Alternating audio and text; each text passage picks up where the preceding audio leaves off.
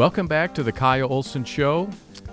Joe Biden, the man Democrats want to be the next president of the United States. The man Democrats think is the most qualified person to be president of the United States. Of all 25 or 20 or however many individuals were running for the Democratic nomination for president, Joe Biden was the one that survived. Did anybody ever think that that was possible? I was hired to write about Joe Biden's campaign for president by Breitbart News, and so I've been fortunate, maybe unfortunate, enough to watch his various home movies from the basement of his house on almost a daily basis. Sometimes it's not. It is sort of shocking to me to watch. Some people call them gaffes. I don't believe they're gaffes. I think that there's something is seriously wrong with Joe Biden. He has demonstrable cognitive decline. It's a serious concern. And set aside, I know this is probably hard to do, but set aside just for a minute his politics and his policy positions, and just look at him as an individual and ask yourself, is this an individual that I think has the capacity to manage the country and handle crises, whether it's China or it's Iran or coronavirus or whatever the case may be? Is this somebody who can actually handle that? To me, the answer is no. And I don't understand, and it's very disturbing to me that the Democrats are willing to put somebody up like this and jeopardize the future of the country. Again, setting aside what his policy positions are, they're willing to jeopardize the future of the country just to beat Donald Trump. There was a story just a couple weeks ago that intelligence was released that Osama bin Laden wanted to take out Obama because that way Joe Biden would be president and would be easier to defeat. That's really, I think, all you need to know about Joe Biden. He was in office years ago, and I think that just watching him and analyzing him, he's only gotten worse. I want to play a series of clips for you. These are from about 2 weeks ago, various clips of when he's in his basement giving interviews and doing his campaign live streams. So thank you all for taking your part, fulfilling a part, being part of the soul of the nation Saturday. Thank you for tuning in tonight, and thank all the folks you heard from earlier in the beginning of this event. Can we all agree America would be better off if the guy accused of sexually assaulting a woman never says the word intercourse again? I would get much more engaged in the world. We can't step back.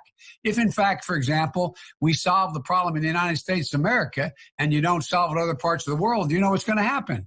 You're going to have travel bans. You're going to not be able to have economic intercourse around the world. There's a lot. Look, when America goes alone, when America is first, it's America alone. The pandemic is that the president has no intercourse whatsoever with the rest of the world on dealing with these things. Why does Joe Biden always have to have the windows open when he's making his home videos? Our lending system. You know, we should be designing our economic response to avoid these desperate outcomes. And they're not only desperate, they affect people in so many different ways.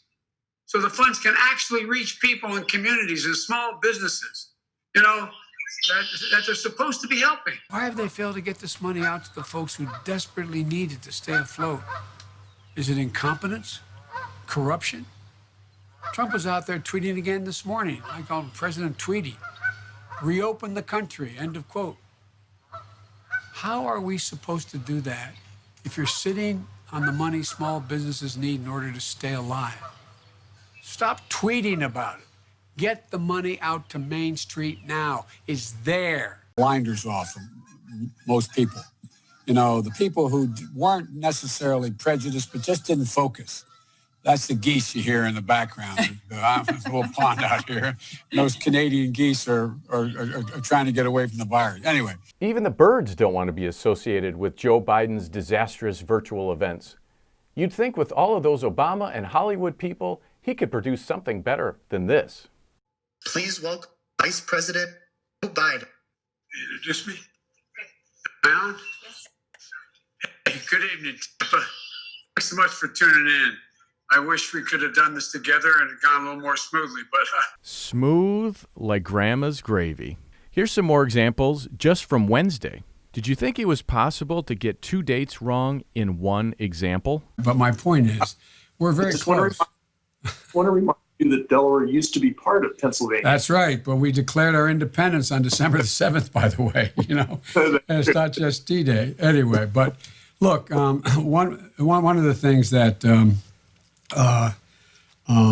that I think is really important is that we somehow put that back on. There's somehow that we're in a situation where we work together. Did you catch that? Let's play that again. But we declared our independence on December the 7th, by the way, And it's not just D-Day. He said D-Day was December 7th. D-Day, the date of the U.S.'s invasion of the mainland Europe during World War II, was June 6th. The attack on Pearl Harbor, a date which will live in infamy, was December 7th. But it's not just that. Biden got the date of Delaware's independence wrong, too. That was June 15th. And interestingly, this was a conversation he had with Governor Tom Wolf of Pennsylvania, and Wolf didn't correct him. In the same appearance, he misstated the Recovery Act amount by over $700 billion. And he now twice, within the last week, has misstated how much that actually was.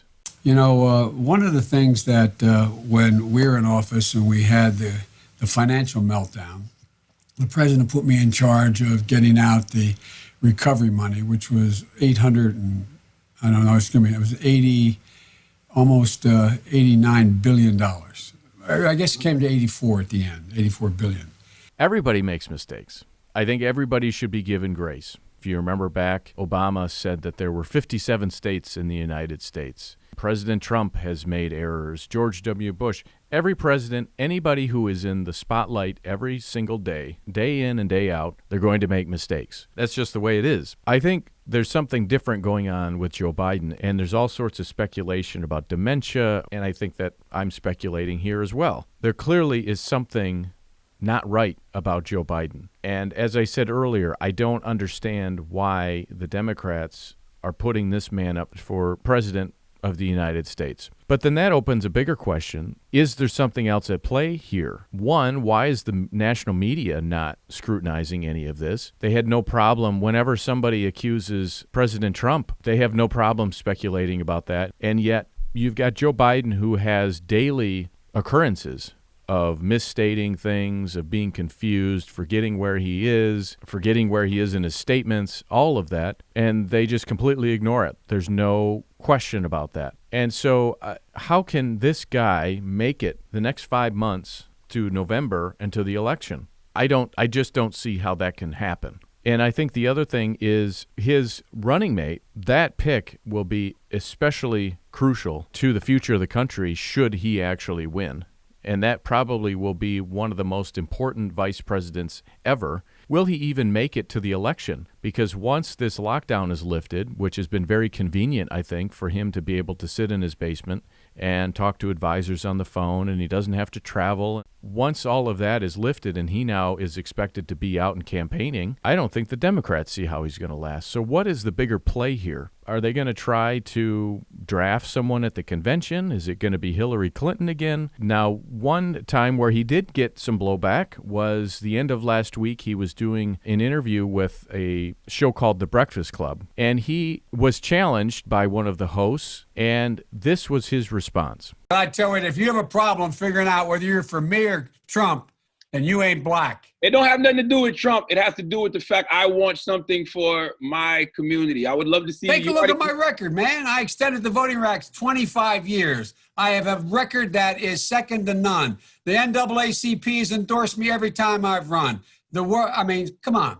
Take a look at the record. Now, this opened up the question about black voters who do tend to vote for Democrats. But one of the people who had a very visceral reaction to that was Jerome Hudson, the entertainment editor at Breitbart News, one of my colleagues there. And he wrote a column, and so I'm going to be talking to him right after the break.